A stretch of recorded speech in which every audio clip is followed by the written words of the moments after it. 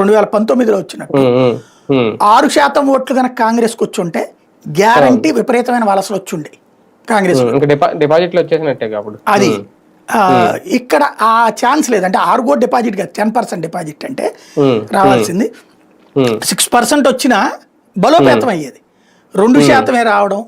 రెండవది ఈవిడ పూర్తిగా ప్యూర్లీ టీడీపీకి అనుకూలంగా వ్యవహరిస్తూ ఉండటంతో ఎదుగుదల సాధ్యం కావట్లేదు. చంద్రబాబు నాయుడు బీజేపీని ఒప్పించి వాళ్ళకి నొప్పించక కాంగ్రెస్ని ప్రత్యామ్నాయంగా తయారు చేసి జగన్ని పైకి ఎదిగేలా చెయ్యడం అనేటటువంటి దిశగా అడుగులు వేస్తే సాధ్యమవుతుంది. కానీ బీజేపీ అట్లా భవిష్యత్ ప్రమాదాన్ని నెత్తిన పెట్టుకోవడానికి సిద్ధపడదు. దక్షిణాదిలో కాంగ్రెస్ను బలహీనపరచడమే దాని ఉద్దేశం. కర్ణాటకలో రేపు పొద్దున ఖచ్చితంగా వాళ్ళే కొడతారు. తెలంగాణలో కూడా గ్యారంటీ కొట్టగలం అనేటటువంటి నమ్మకం వచ్చింది వాళ్ళకి బీజేపీకి. ఆ టైంలో ఇక్కడ మళ్ళీ కాంగ్రెస్ను పుంజుకునేలా చేసి వాళ్ళు ఎత్తిని మళ్ళీ ఎందుకు పెడతారు? దక్షిణాది నుంచి కూడా కాంగ్రెస్ని దెబ్బతీ ఉత్తరాదిలో కొట్టేశారు, ఈశాన్యంలో కొట్టేశారు. మిగిలిన్నది దానికి ఏదైనా ఉనికంటే దక్షిణాది. అంటే ఇప్పుడు అదే కదా దక్షిణాదిలో కొట్టించకూడదనే కదా బీజేపీ కొట్టకూడదనే కదా వీళ్ళ వ్యూహం కాంగ్రెస్ వ్యూహం. దానికి ఎట్లాగా ఒప్పుకుంటారంటున్నా బీజేపీ వాళ్ళు.